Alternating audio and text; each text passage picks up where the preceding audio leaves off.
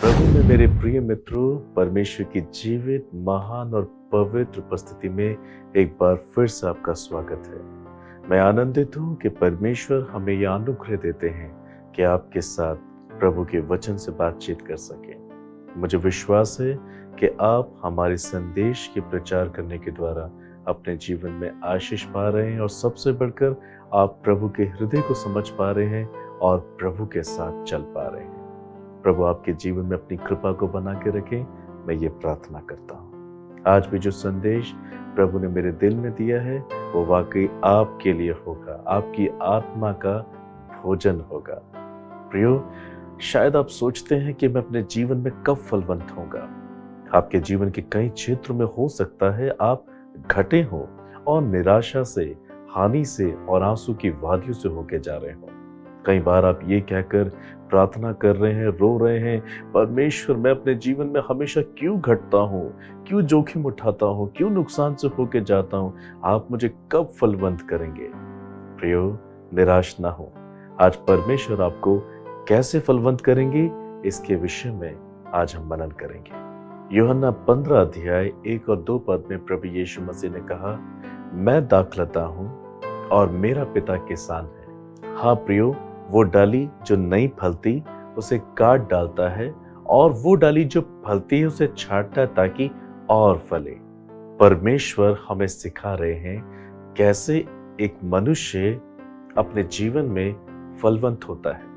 प्रियो, हमेशा याद रखिए कि परमेश्वर आत्मा है, स्वर्गीय है, इसलिए उसकी सारी आशीषें पहले तो आत्मिक और स्वर्गीय होती हैं।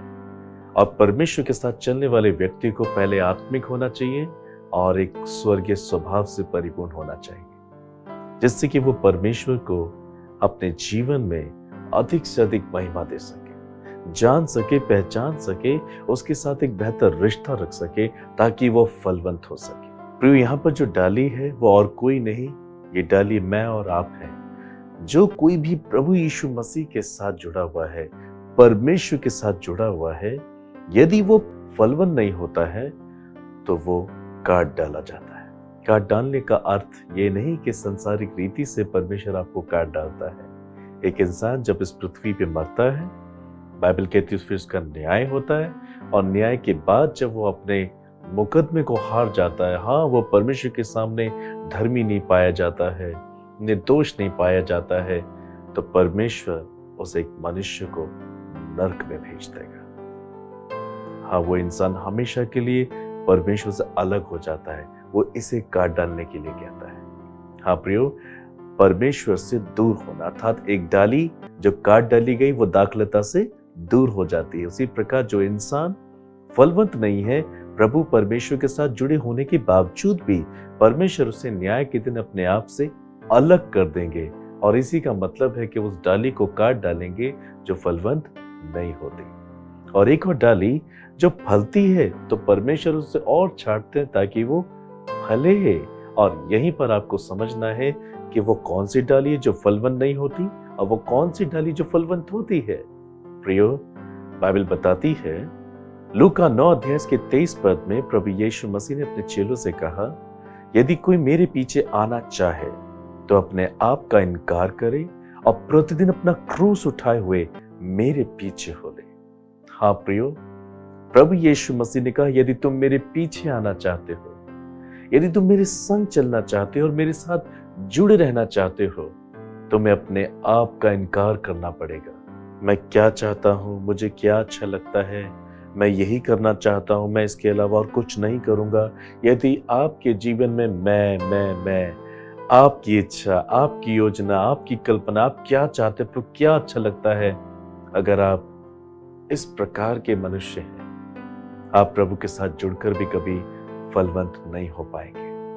हाँ प्रियो, परमेश्वर के राज्य में हम अपनी बुद्धि का इस्तेमाल नहीं कर सकते। परमेश्वर के राज्य में हम अपनी इच्छा के अनुसार नहीं चल सकते।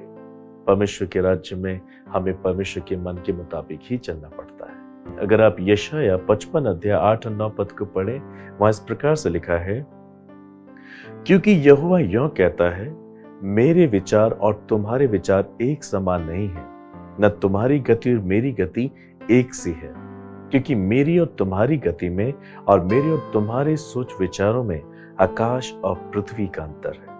हाँ प्रियो, मनुष्य जो प्रभु के साथ जुड़ा हुआ है, डाली जो परमेश्वर के साथ जुड़ी हुई है, मगर उसके विचार, उसकी कल्पनाएं, उसकी इच्छाएं यदि परमेश्वर की मन से, उसकी आत्मा से, उसके दिल से, उसके विचार से मेल नहीं खाती हैं, वो मनुष्य कभी फलवंत नहीं हो सकता। परमेश्वर और उसके बीच में जमीन और आसमान का अंतर होता है।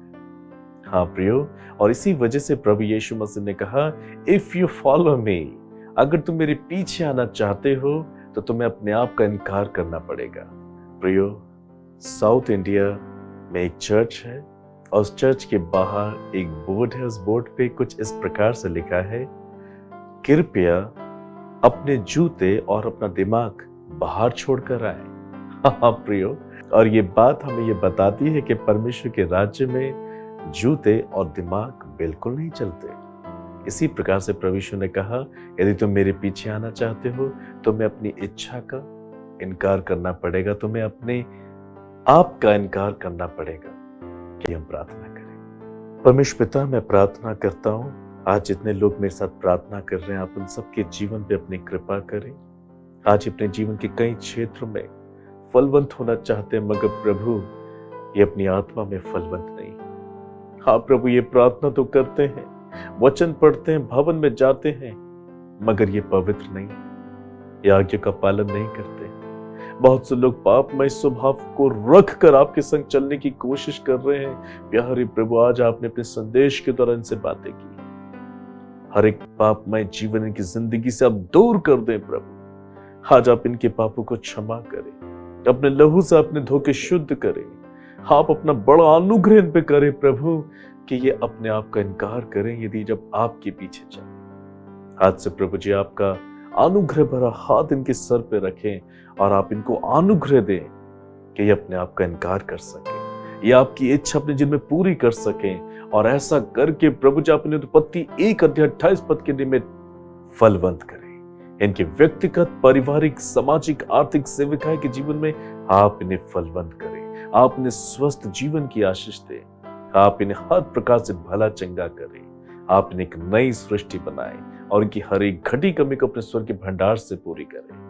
हाँ प्रभु, जब आज से ये अपने जीवन में प्रार्थनाओं में फलवंत होते हैं, पवित्रता में फलवंत होते हैं, आज्ञाकारिता में फलवंत होते हैं, तब आप इनके जीवन के हर एक क्षेत्र में आप इन्हें फलवंत करें। ये वो श्रेष्ठ डाली बन जाए जो आप में है और वाकई फलती हैं, क्योंकि वो अपने आप का इनकार करती हैं तो आप उन्हें छांटते हैं।